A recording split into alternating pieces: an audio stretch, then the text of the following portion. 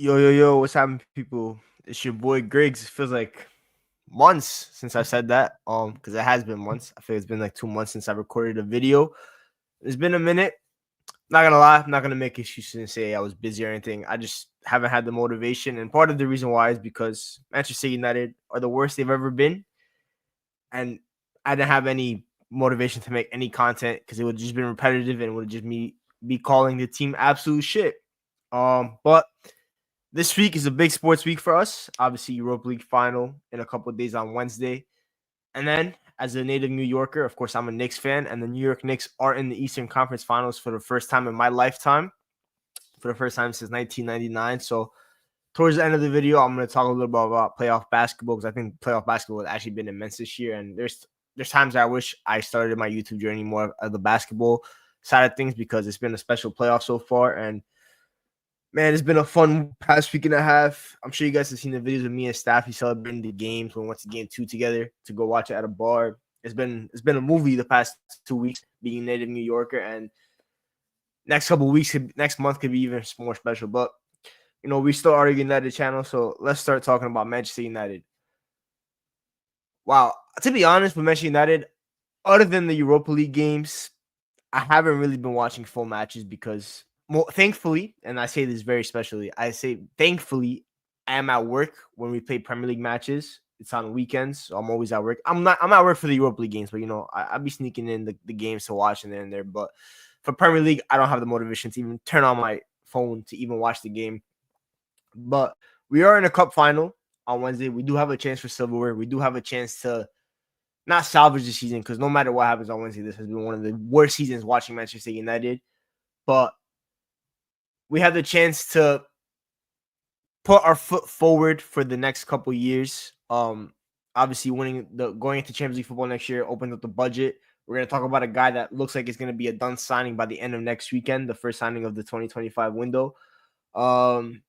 So yeah, I know it's been a minute, man. It's just United hype, man. Football hype. Honestly, other than Champions League and the Europa League matches I watched for United, I haven't even been that in touch with football. I've been so focused on basketball, work, all that kind of stuff. So been just kind of rejuvenating and stuff like that. But yeah, man, Manchester United. First, I'm gonna talk about actually Matheus Cunha because today it looks like United are just gonna pay the money the moment the season ends next Saturday, and Matheus Cunha will be a United player. And funnily enough, this is a transfer that I've been trying to put into the universe for a couple of years now. I have tweets from 2020, from early 2024, from 2023, saying that I wanted Matheus Cunha to be Manchester United's long-term replacement for Bruno Fernandes. Now, that's not going to happen realistically because they hopefully will be playing together. Back then, I had a mind of Bruno leaving soon enough and then Matheus Cunha coming in, but I never envisioned us playing a 3-4-2-1, blah, blah, blah. But Matheus Cunha looks like he's going to be coming in for, I think the release clause is about 60 mil. And for me, it's a great move. It's a good start to the summer, hopefully. And I think it's a transfer strategy that United have needed for a very long time. Go after Premier League players, Premier League proven players. When you look at United, because I've been calling out last summer window for a long time now. Even when I was going consistent videos, I kept calling out last summer. I said, other than Lenny Euro and obviously Mazzarri, which was a good price, that summer window was absolute shit. Most important, Manuel Ugarte, spending 60 mil on a midfielder that actually doesn't improve your midfield when funds are very, very low. 40 mil for De Ligt, a center back that is actually currently injury prone and barely plays. Who else did we sign? Joshua Zirkzee. You needed goals. You didn't sign a goal scorer. You signed a guy that's not even going to play striker anymore. And if he stays at the football club over the summer, he'll be probably playing as a number 10. So it was a bad summer. Obviously, Lenny Euro helps elevate a little bit because he is a sensational center back. And he's obviously, I haven't talked about games over the past 2-3 months, but in the season that's been absolute horrific. Lenny Euro is one of the three bright spots alongside Amad Diallo and Bruno Fernandes. But Lenny Euro has been sensational, so he helps elevate the summer a little bit. But last summer was so bad. And United this summer honestly cannot afford any misses. It has to be an all-hits kind of summer. And Matheus Cunha is a good start to that. Obviously, we're linked with a couple other players, Liam Delap, and one of them, Beaumore Semenyo, might come in. But look, if you listen to those four players, right? Take out Delap, for example. Cunha, Semenyo, and Beaumore. Three players that are arguably three of the best players outside the Big Six. And honestly, Big Six hype because Manchester United are barely hanging on in the Big Six right now because we're 16th place in the Premier League. But And Bomo has like 17 goals this year. Cunha has like, I don't know what his stats are, but his stats are really, really good. Semenyo, I think, averages the most shots in the Premier League, or he's taken the most shots in the Premier League. You're looking at aggressive players in the attack. And Manchester United, for me, the goal this summer is to elevate the attack. This is by far one of the worst attacks in Europe, let alone the Premier League. It is the worst attack in the Premier League, but it's also one of the worst attacks in Europe. And up top, I've called him multiple nicknames, but Rasmus Højlund. It's been a while since I actually even spoke about, obviously in general, but since I've last recorded a video, Rasmus Højlund has gone from one of the worst players I've ever seen to the worst player I've ever seen. Because I tweeted this like in January. I genuinely think Rasmus Højlund was the worst striker that has ever suited for Manchester United in the Premier League era.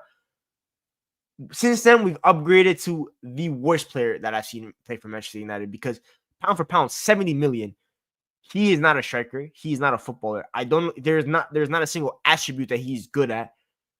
United will spoon feed him goals and he'll miss the shot. Like that goal they scored against Bilbao, he did his best to miss the goal.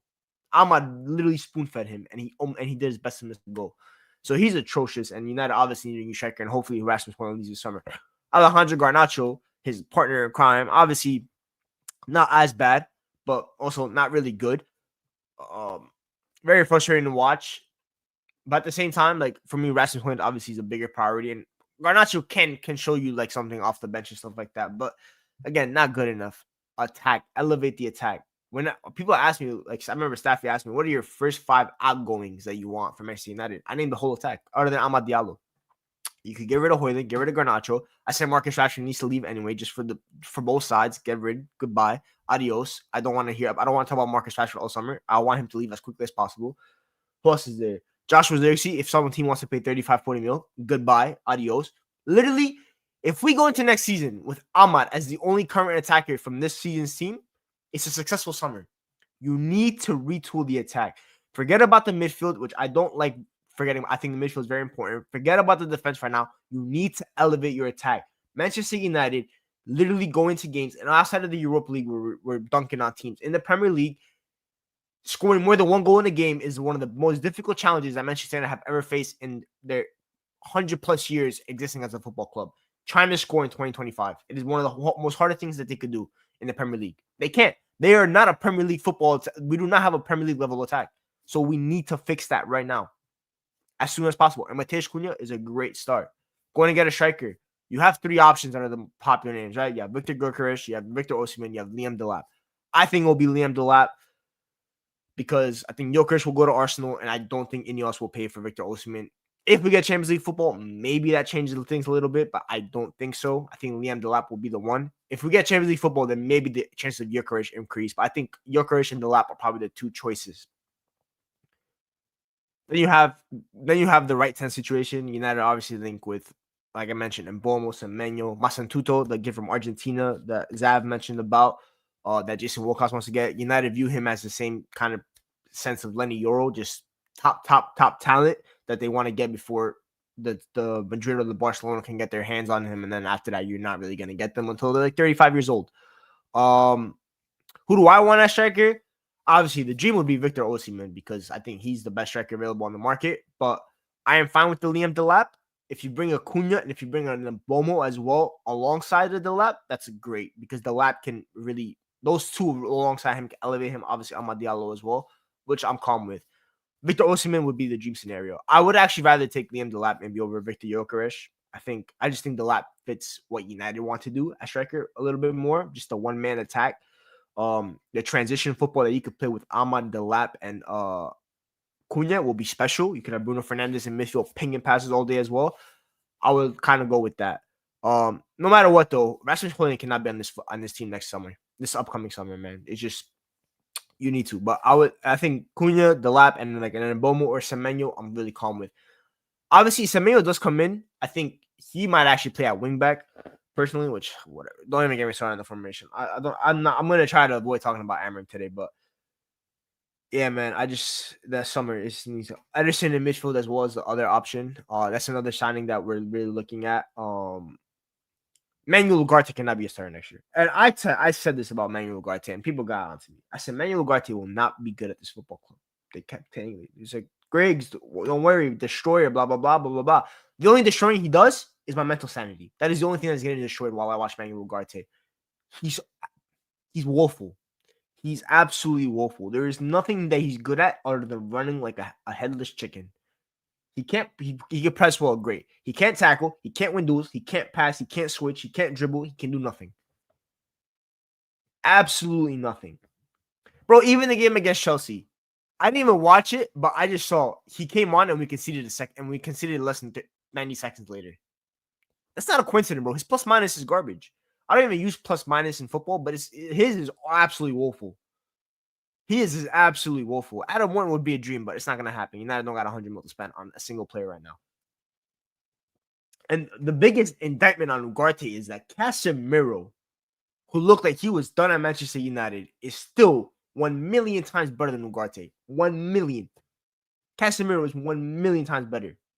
And the thing that pisses me off is I have to watch Ugarte instead of watching Kobe Manu continue to develop his game. And Kobe Manu obviously has his own faults this year. I think the constant injuries, he hasn't been able to get fit. The formation doesn't really suit him the best. And obviously, some blame goes on the coach, but some blame does go on the player as well. He does look a little bit not out of shape, but he looks a little bit more heavy than he did last year. So I think this summer is very important for Manu, just to avoid injuries, blah blah blah. He played a lot of minutes last year. He went to the Euros, played that Community Shield game right after the Euro, like 10 days after the Euros as well. Probably didn't help as well. It's just been a rough season.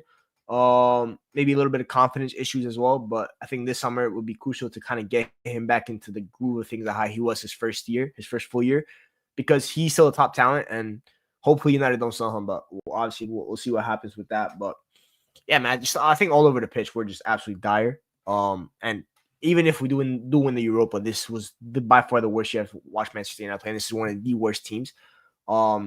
I would still sack everyone if it was up to me. Even if we won the Europa, I would literally just get rid of everyone just because you finished 16th in the Premier League. Like, I don't even if you win the Europa, someone's got to get fired.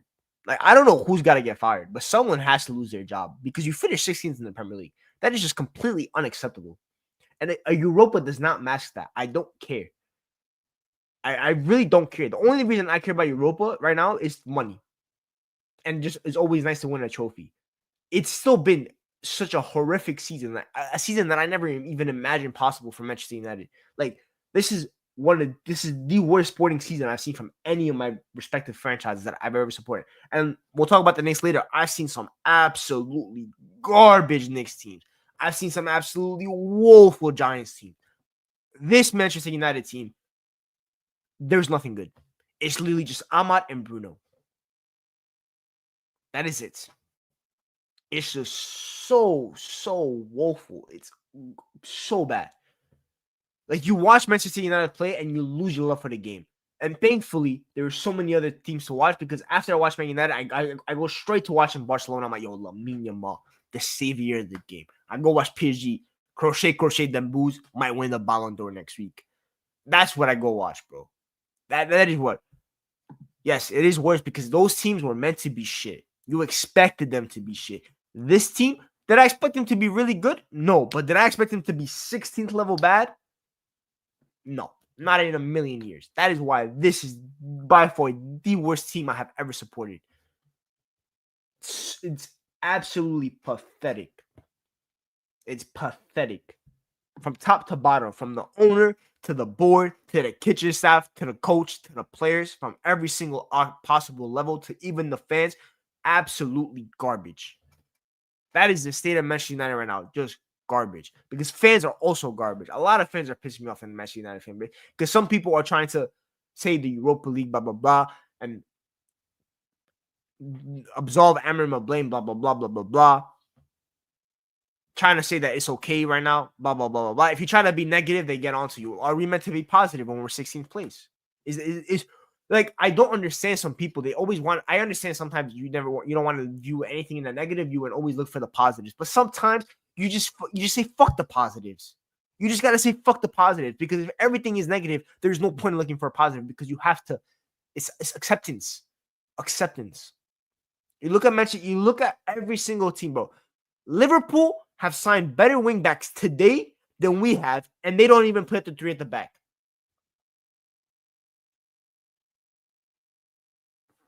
Chelsea are just Chelsea.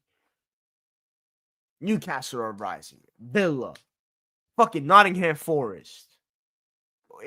From every possible level, we are. It's just pathetic on every sense when it comes to Manchester United. And this Wednesday, we might give Spurs their first trophy since 2008. And I have bad news, ladies and gentlemen. There's a lot of trophy jobs being broken in football this year. Bologna won the Coppa Italia. Crystal Palace, shout out Crystal Palace, by the way, just won the FA Cup 3 days ago. PSG might win the Champions League in 10 days' time. Their first ever European trophy. Or at least their first ever Champions League. Who else is breaking droughts? I'm trying to think. Newcastle won the Carabao Cup. Is there anyone else? Fucking have Batiste won a trophy recently? Because they're in the Harry Kane finally won a trophy. In the what's it called? The Bundesliga, the Pokal. We have a third division team and we have Stuttgart. Bro, it's not looking good. Now, would it be the most Spurs thing for all these teams to break the trophy jobs and not Spurs? Absolutely. But we have a team that's beaten us 3 times this season. So they have our number. Do I think we were really worse than them in 2 of the 3 games? Not really. I think the first game on the Town Hall, they absolutely whooped us. But the other 2, I think, was pretty even. And I've always gotten into the mentality in this final. We have Casemiro, we have Bruno Fernandes, we have Amad Diallo. We have guys that are winners, especially a Casemiro and a Bruno. Those guys know what it takes to win. Spurs don't really. It's heritage. But as we've seen, heritage is getting triumph this season. It is getting overrun. So I don't know. Basel FC too, man. Everyone's just winning trophies. Olympiacos finally won the league again after it felt like 1,000 years. But it's obviously for both teams it's do or die. I think for Manchester, obviously for Spurs it's probably a little bit more important. But just for Manchester United, what it would take to win this game. And honestly, would I be happy at the end? Yeah, I'm gonna celebrate, but I'm just always gonna remember the season for finishing 16th.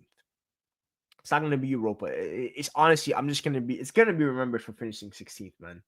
It really does, man. And honestly, yeah, you might have a point. Heritage doesn't matter when you have 8 versus 11 on the pitch, especially 9 versus 11 when you talk about Ugarte and Hoyland. But honestly, Hoyland makes us play down, man. I said it, bro. I don't know who's got to play false line. Who has to play false line on Wednesday? But Hoyland cannot touch the pitch. If he touches the pitch, we lose. He loses. Garnacho, I probably still start because just his ability to stretch the pitch. And he's gotten and in games against Spurs this year, he's gotten into really good opportunities and chances for himself. And you just gotta hope that on the final he converts it. Obviously, he scored in last year's FA Cup final, but you just gotta hope he scored in the Community Shield as well. So love him or hate him, he does find himself in good positions at all times. And in finals, he has somewhat of a decent track record. But yeah, man, it's big. I'm not scared. Like I'm not scared for Wednesday. I don't really like. I just want the game to be over with, and either we're celebrating or we're crashing out. Because I'm not going to be sad if we lose. I was sad when we lost the Europa League final. I was crashing out against Villarreal, but also sad because that team deserved to win something. This team, to be honest, doesn't deserve to win jack shit. If we're keeping it a buck, it really doesn't. Now it's going to be nice to see people cry about us making Champions League when we finish 16th in the Premier League. That's absolutely wonderful, but does this team deserve to win anything? Absolutely fucking not. It doesn't. Other than Bruno Fernandes, he's the only one that deserves to lift the trophy. And I'm glad he's a captain because he's going to be the first one to get his hands on the trophy. And after that, he should just hold it with him and take it home. Maybe let Alma touch it. But everyone else doesn't need. And Casemiro, because he's been absolutely immense in the Europa League. But everyone else don't even bother touching the trophy because you don't deserve it. You don't deserve one. You really don't. It's just absolutely ridiculous. And to make matters worse for me, Wednesday, not only do I have the Europa League final, I will have the Easter Conference final about 3 hours after that game ends. And if you ask me for what I'm sacrificing first in terms of what I would rather win, let me tell you something. I'd rather win the conference finals. But yeah, Wednesday's gonna be. And you know, last time United made the Europa League final, I had this similar situation. Of course, it was basketball first round, but I somehow find myself always in these positions, and it's gonna be Wednesday. You might either If you follow me on Twitter, you're gonna see either the happiest tweets, you're gonna see me going crazy, or you're gonna see me crashing out, and I will want to kill myself. But yeah, man, it's just so bad. It's so bad, man. Like we played Wednesday, we played on Friday. I didn't watch the game. Just kept working, bro. It's not much to talk about United, which is why I haven't recorded in so long. There's generally just nothing to talk about when you watch this. What is there to talk about? Like someone enlighten me on what there is to talk about that I didn't say like 5 months ago. Because the same things I said 5 months ago still hold weight now. They generally just hold. They still hold weight now. It's the same. Ahmad, the son, just the pride of my life, the joy, one of the many, very many few joys that I have watching this football club. Just what a player! And the only thing about Ahmad is where does he play next year? I've said this. Ahmad needs to be the right 10. We're not doing this wing back show with Ahmad Diallo. You need to play your best players in their best positions, and he's not a right wing back. If next season I watch Ahmad Diallo have to mark other opposition wingers, I'm gonna crash out. I genuinely hate this formation, by the way. I really do. I really do. At least the way that it's getting implemented, I really do. Is he scoring in the final? We hope, man. We hope. I'm on winner. I'm so there, bro. I'm so there, man. Fuck.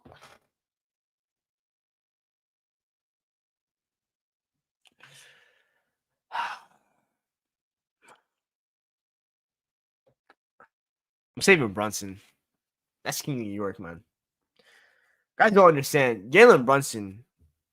We'll get into the Knicks here as well. I'm sure you guys watch. You guys watch. Jalen Brunson is the pride of my life, the joy of my life. There's a good chance that my first child will be named Jalen Grigoropoulos if we win the NBA championship. There really is a good chance we will there will be the first Greek person named Jalen. I'm being dead ass.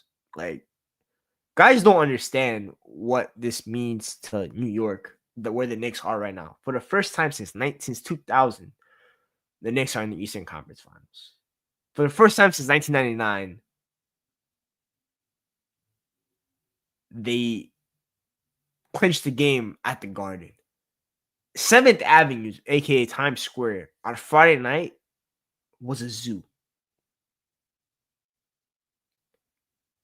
And obviously, I'm Greek on this side, but I also take pride in being a New Yorker.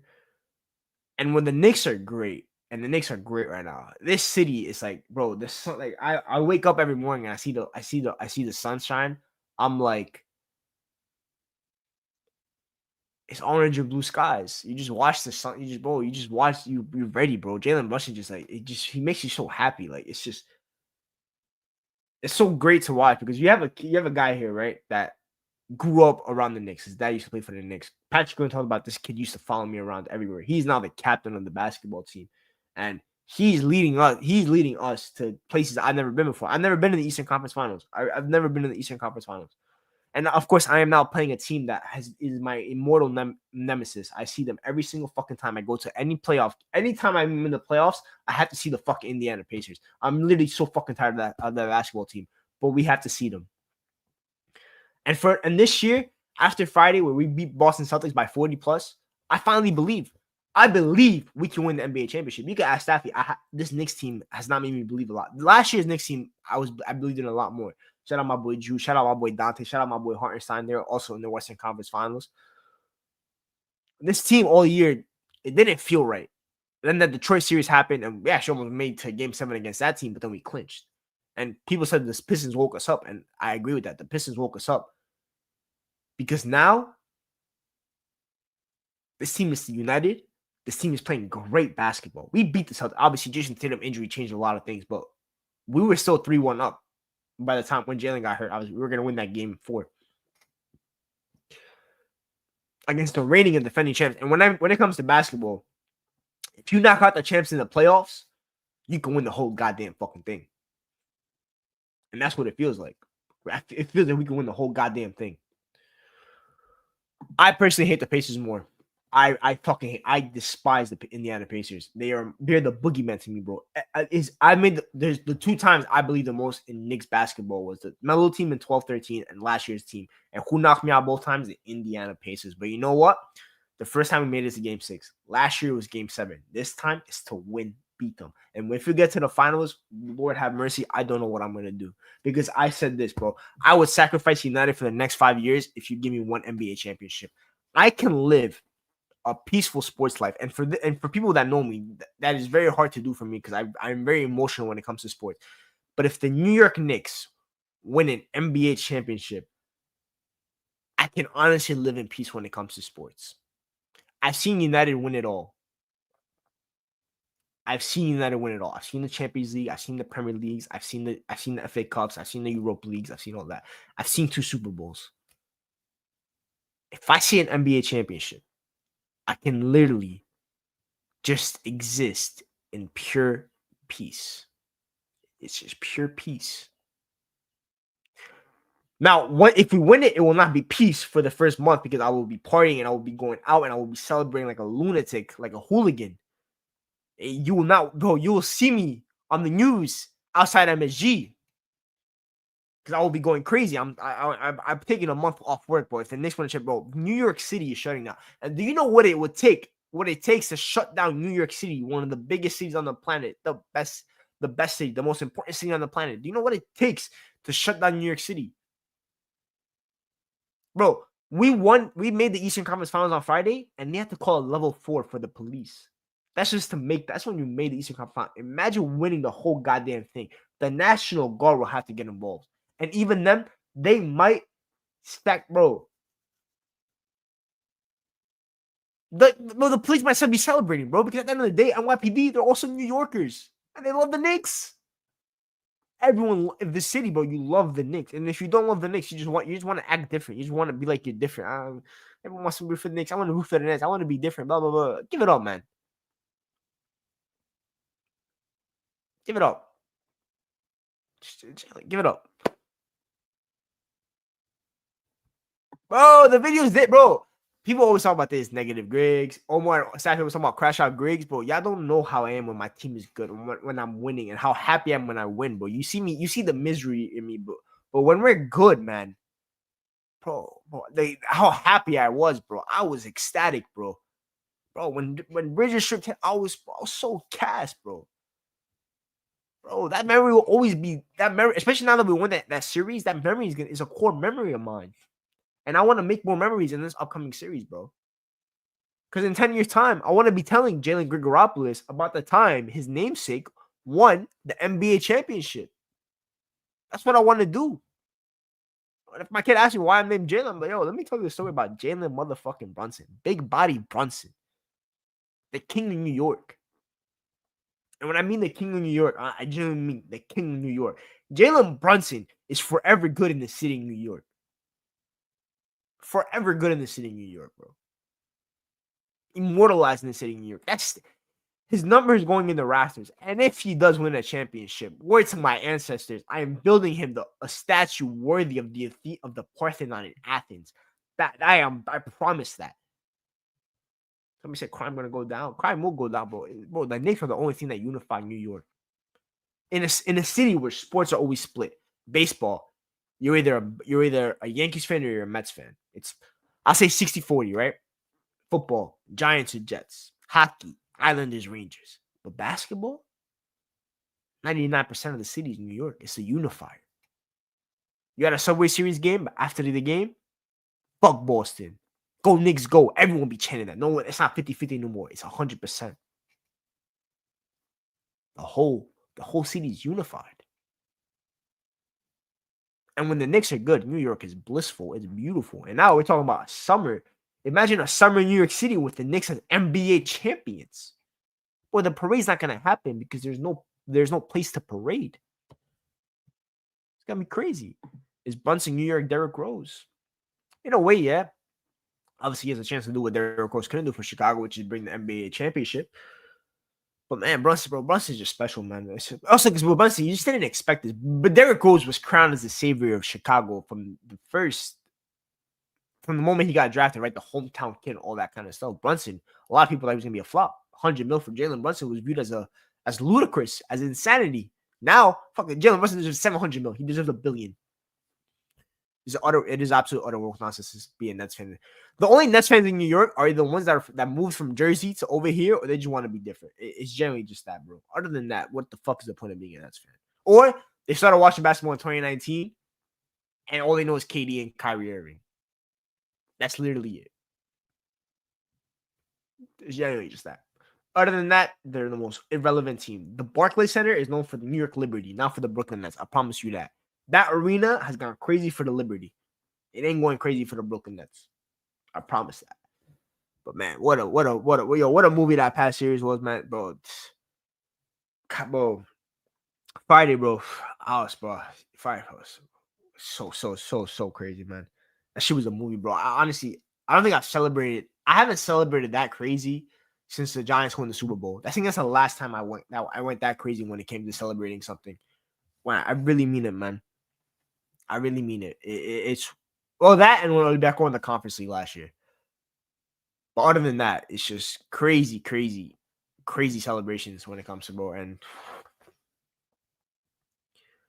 bro, what me and Stafford are gonna do if the Knicks win the championship, bro. Bro, we have a fucking anthem right now. We been playing Rough Riders every morning, man. I wake up and I blast a New York playlist, bro. It's so like it's crazy, man. It's absolutely crazy, bro. It's crazy. What could happen, man? But this Wednesday, it could either be the worst day. United 21 hype, man. United 21 hype, bro. I need an NBA championship, bro. I need the Knicks to win a championship. People don't understand what it would do for this, bro. Just the fact that I could dream it shows how far we've come. I've never been able to dream of this, but now I believe. 8 wins. And you have 14 games, or you have to win 8 out of 14 possible games. You have to go 8-6. That's what separates you from immortality, basketball immortality. Because if the Knicks win a championship, every single person on that roster that contributed is immortal for life. Karl Anthony Towns, who I have shit on for the whole season, is immortal. I will forgive Piscataway, New Jersey. If Mikal Bridges wins the NBA championship, he was worth 5 first-round picks. If OG Anunoby wins me an NBA championship, he's the greatest thing Britannia has ever produced. And that includes Paul Scholes. Okay, maybe second because Wayne Rooney's first, but second best. Who else? Mitchell Robinson. We're going to get him a new pickup truck if he wins an NBA championship. Deuce McBride. Hooper. Bro, people don't understand what it would mean to me, bro. United 21 hype, man. There's levels to this. Because right now, I feel more connected with my New York self than my footy self. When it comes to football, all the joy I get from watching football is from watching other teams. I generally don't remember the last time I got joy watching Manchester United, other than maybe watching Ahmad highlights. But the Knicks winning a championship, motherfuckers don't understand what that means, bro. They really don't. And hopefully I see the Minnesota Timberwolves in the finals. That would be special to see my boys Dante and Randall, bro. So what a finals that would be. But yeah, obviously last 20 versus Lyon. But I spent half of that 20 minutes crashing out. Half that 20 minutes I was crashing out with Omar about fucking Amorim and Maguire and fucking Onana. But Friday was the first time I don't think I've crashed out over a sporting event, bro. From minute one, we were just cruising. What a game, man. I hate that I have to wait till Wednesday, bro. I just want game one.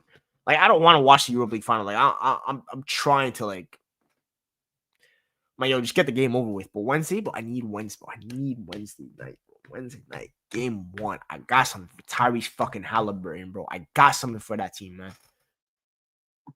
I sacrifice United itself for the Prem, bro. We have to sacrifice United in general, bro. I'm telling you, if we lose the cup final to Spurs, we need to end it all, bro. I said it from the moment that I found out we were playing them. I said if we lose to Spurs in the final, it's the worst. It's the worst result in Manchester United history. It's the worst result. It's worse than the Champions League final losses. To lose to that team, I don't want to see any of them ever again, bro. I said it. Sack the coach. Every player terminate contract. I want to do it anyway, but just you can speed up the process if we lose, bro. Lose on Wednesday. I don't want to see any of these guys ever again. I really don't. You have to retool. You have to come back with a different team.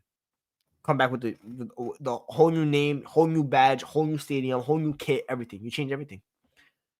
Amarim hype. Amarim hype. Amarim hype, bro. I generally don't care about Ruben Amarim. I really don't. I don't care about him. I don't like him. I don't hate him. I generally don't care about him. I really don't. Nothing. I just feel nothing towards him. I genuinely don't can't care. I don't care. Be water off of Doug's factory, bro. The next one, man. What a year for the Greeks would be if anything with the Europa League, though. Fuck, it's great for the Greeks, man. It's great for the Greeks. It's great for the Greeks. It's great. It's generally great for the Greeks, man.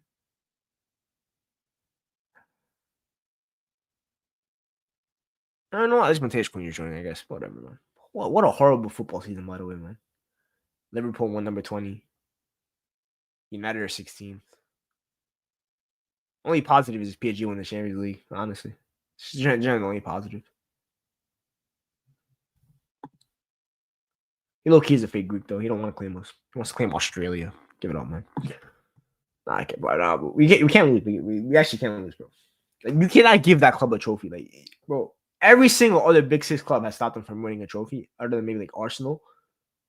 You cannot be the one to like bro. But it would be such a United thing to do. It really would. It would do. What a terrible football. Honestly, what a terrible football club we are. We are such a terrible, terrible football club. Like, there's nothing to like. I don't like anyone. I really don't. I don't like the coach. I don't like the players. I don't like the fans. I don't like the president. I don't like the board. I don't like anyone. Like, there's really no one I like in Manchester United right now. What a disgusting team we are, man. It's so disgusting, man. I look at us, bro, and I just look. I remember like bro. I thought we had it bad with Lukaku at striker, and then I see Rasmus Højlund. I'm like, yo, what was I crashing about 8 years ago? The life was good. Life was great. Life was great with Lukaku at striker, bro. Forget that, fucking bro. Like, bro. I watched the center back comp of fucking Tosin Adebayo because he played against Højlund. I'm like, yo, my striker gives center backs a comp every week. Like, what the fuck am I watching, bro? Like, they look at him and no one's scared, bro. Like, fucking Chicharito was giving fear to every center back. Nah, what a terrible player, man. He's so shit. He's so bad, bro. I was watching FA Cup against Palace final. I watched like 45-year-old Wayne Rooney dribble past the whole team. Yeah, man, I was kicking Lukaku for a shit touch, but at least he knew where the net was. What a pathetic football club, bro.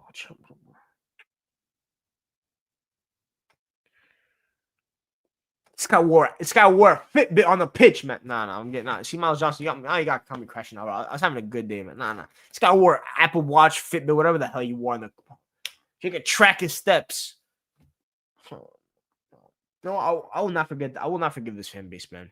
These guys ran Marcus Rashford out of town, but Rasmus Højlund is wearing a Fitbit on the pitch, and it's not even pressing. But nah, it's calm, bro. I don't see him getting booed. But whatever, man. Whatever, man. It's calm, bro. It's calm, man. Jack Swagger up top, not gonna get booed one. He's wearing a Fitbit and scores like 1 goal in 55 matches, bro. It's calm, man. It's absolute. What a terrible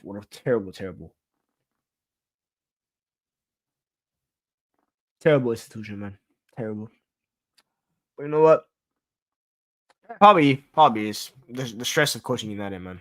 The stress of coaching United, but nah, man. We'll see what.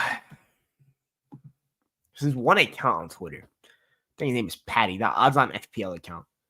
He said, "If you don't rate Ugarte, you don't know nothing about football. It's the ultimate football opinion litmus test. If you rate Ugarte, let me tell you something. In my 95 years of watching the sport, because that's what it feels like after watching Manchester United, it feels like I've been watching the sport 95 years. Manuel Ugarte is the worst midfielder I've ever seen in my life. The worst. And I remember this guy because I said I criticized Amarim and I said dog is like Why did you say dog? You're Greek. Whatever the fuck that meant. Whatever.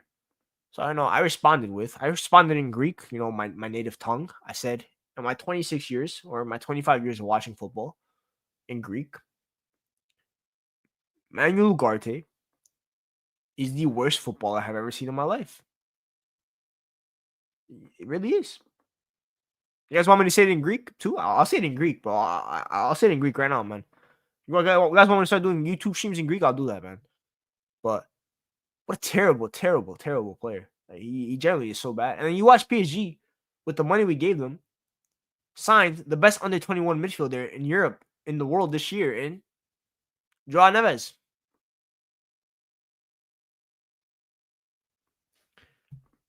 Honestly, it's disrespectful to yogurt. Greek yogurt is amazing. Why is he allowed to be? You know what? He's not Manny yogurt no more. Because why is he allowed to be mentioned in the same breath as yogurt? What a great, great snack yogurt is. This is not. He is not. There's nothing great. If I ever speak on George Mendes, man. But anyway, what a terrible, terrible player, man. What a terrible player. Him and Hoyland, just mind-boggling. 130 million pounds. You know how much money that is. You know what 130. Do you know how much 130 million pounds is? You know what 130 million pounds can get you in the world of football? It can get you so much. It could get you so much. 130. It's ridiculous, bro. How do you lose when it comes to money laundering? I don't get it. I don't get it. It's a terrible, terrible. I feel like I'm Pep just whispering in my brain about how bad these two are. Man. It's like it's crazy, man. They drive my mental sanity. My mental sanity when I talk about them. It's just so bad. It's why I don't talk about United no more, man. This is why I stopped doing YouTube because these guys, bro, I would just get canceled. So what's the point of me getting canceled when I just stay quiet, man? I just vent my frustration on Twitter, just call it a day, mute the tweet, and then just go about my day. Life is great right now, man. Work is amazing. Work is great. Make great friends at work. Obviously, always chilling with my boys. Knicks are in the Eastern Conference Finals. Life is great. But then once a week or twice a week, you turn on your television and you watch Danish Jack Swagger and you watch the Uruguayan. I don't know what. Don't me get started on my goalkeeper, man. Oh my god.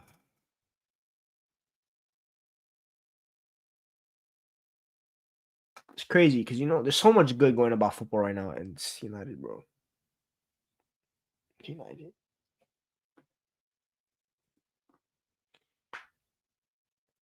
So much great in the world of football. Instead of me focusing on a 17-year-old being the best player in the world and one of the best players I've ever seen, I have to focus on Jack Swagger and Manuel Ugarte. Headaches. This team gives me headaches. But you know what? Enough of that. It was good, It was good. Nice little 45-minute session that we had right now. We talked a little bit about basketball, football. We'll see what happens Wednesday. I'm gonna try my best to bring this back once a week on Monday. The old schedule, Mondays, all that kind of stuff. But yeah, man, we'll see what happens on Wednesday. Wish us luck. Victor Lindelof is starting probably in the European final against Dom Solanke. Pray.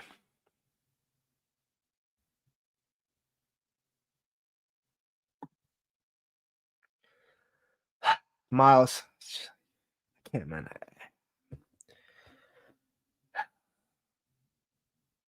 It's not looking good, bruv. I'm gonna say it's not looking good, bruv. That's not looking good, bruv. But you know what? Manu Nation, I said this. Maybe go to Inter Milan. Milan's a beautiful city. Inter Milan, best team in Italy. Champions League final. Midfield 3. Play next to Nico Barella. Two nice strikers up top. Great coaching, Simone Inzaghi. Maybe life is better. I think this. I think yeah. Just go. Life after United is just so much better for everyone. It's just so much better. What you think about the rest? Fantastic playoffs, bro. Absolutely fantastic. I think the great thing about the NBA right now is that there's so much parity. Like the dynasty is over. Like there's no more dynasties in NBA. There's no more dynasties. It's literally just. I think we're about to have 7 consecutive different champs. Um, it's absolutely great.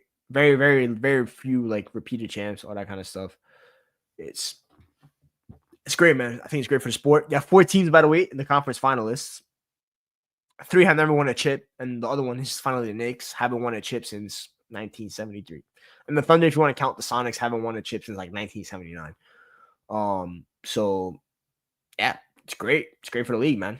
And 3 of the 4 teams have probably 3 of the best young stars in Tyrese and Ant and SGA. Yeah, man. I think it's great. I think sport of basketball. I think I keep saying this, man.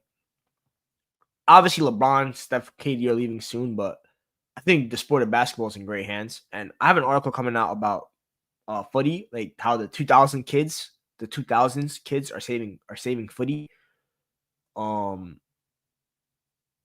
You can say the same about basketball, like generally, when it comes to the East, like bro, thing is special, man. I do, I really do, I really do.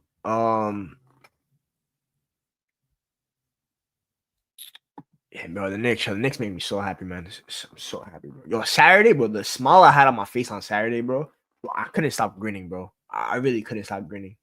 Even yesterday, I had a great smile on my face, bro. Like life is good, bro. Life is fucking amazing right now, man. It really is. Got my vacation coming up in 2 months too, where I go to Greece for 2.5 weeks, bro. Life is fucking amazing, bro. I really do. Like, obviously, I miss you guys and everything, but like, life is fucking amazing right now, man. It really is. Next, one of my boys on Twitter, bro. Lifelong Wolves fan from the UK, bro.